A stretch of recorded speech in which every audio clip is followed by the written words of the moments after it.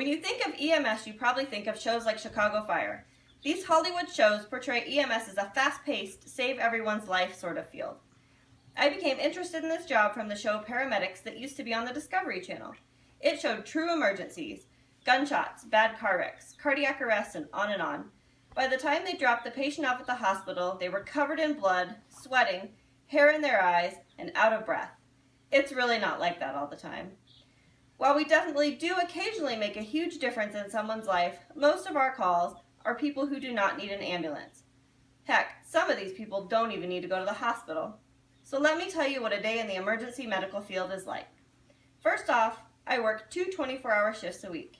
Yes, that means I have 5 days a week off. I show up to work at 8 a.m. and we check out the ambulance to make sure we have all the necessary supplies. We wash the ambulance and clean our station. Sometimes our cleaning is interrupted by a call, sometimes it isn't.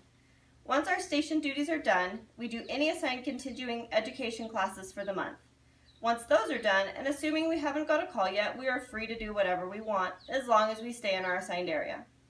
We make breakfast, go out to breakfast, take a nap, watch TV, or in my case, do homework. We sit around and wait for a call to come in.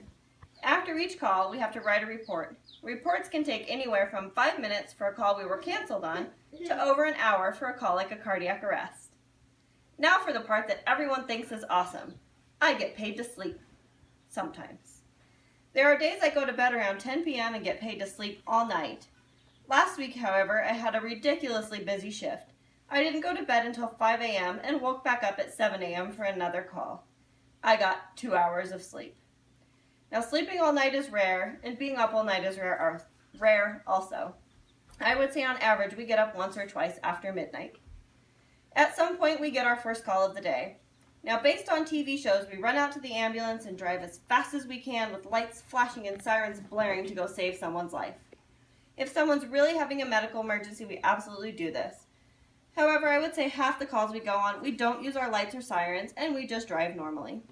There's a large risk involved to the public when we drive with our lights and sirens, and there's no reason to have this risk for somebody who's not really having an emergency.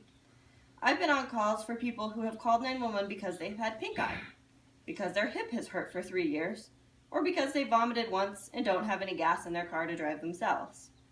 The things that people call 911 for sometimes boggle me. In the same shift, I've done CPR on someone, been on someone having a heart attack, watched people who can't breathe have a tube placed down their throat so we can breathe for them, and waited for the fire department to cut someone out of a car after a wreck so we could help them.